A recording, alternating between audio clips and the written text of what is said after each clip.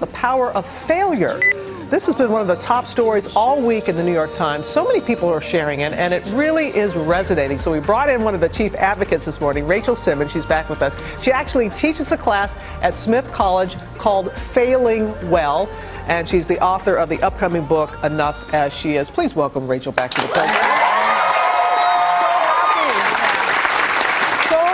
People sent me this article, and it goes beyond being on the college campus. I know there's a lot of stress there. What is it about failure? Well, I think part of it is that the college thing is an issue. Kids are really worried about getting in, and it feels to them like if I don't do everything perfectly, it's all or nothing, I won't have a good life. So there's a lot of fear with kids. But I also think anybody on social media these days, and we know kids younger and younger are on it, they're seeing this unlimited stream of perfect images of their friends' lives. So they think, I can't be anything but perfect and flawless. On top of that, you have parents like me who are under pressure to think that our kids have to be spared of failure if we're going to be good parents. So all of those things are working together to keep kids out of practice when it comes to failure. I love it that your little one is running around here. My 5-year-old is indeed running around somewhere. Why do you think it's crucial for parents to talk to their children about failure? Because here's the thing, nobody can succeed if they're afraid of failure. You have to have that muscle. If you don't know how to learn with how to learn to deal with an unpredictable situation,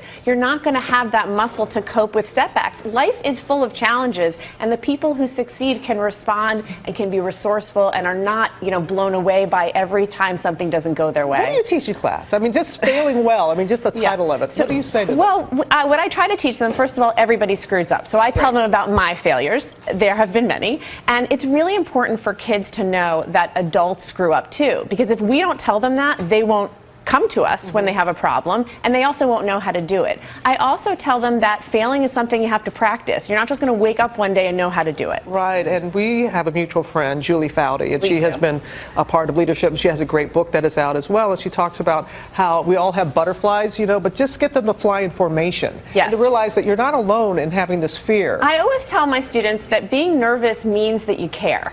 That means you care. And also I say to them, and I think every parent should ask their child this question, hey, what's the worst that could happen? Because kids particularly, they're really good at catastrophizing. Oh, my life is over if this doesn't go my way. You tell them, actually, what's the worst that could happen, and can you deal with that? And most of the time the kid says, I sure can.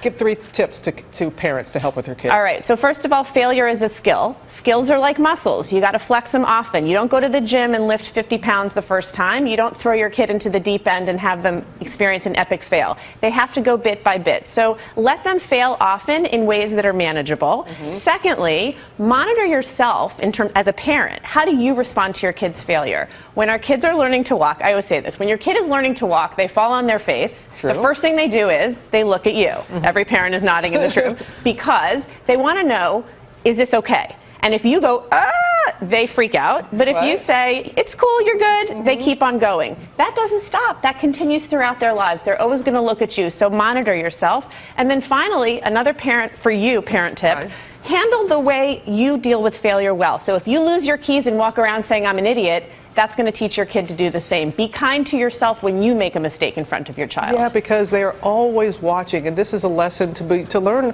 early, because it really does carry on. 100%. 100%. I really appreciate that my parents, they didn't want to catch me when I fell. They wanted to be there to pick me up when I did. It's about taking risks. That's right, and doing it together, and not doing it for your child, but with your child. Where is your little one? Where is she? She's right over there. Oh, can we get a see there? I know. Well, thank you. Because, Rachel, we often talk about success, and this is part of it. You want your little girl to be successful, and you have to learn about failure to be. And you know what I said to her? If I screw up, I'm going to be okay. We're going to deal with it. If I fail on Good Morning America, we're all going to move on. It's locked in. Right about that. Rachel, thanks so much. You got to get a book when it comes out, and the article trending all week.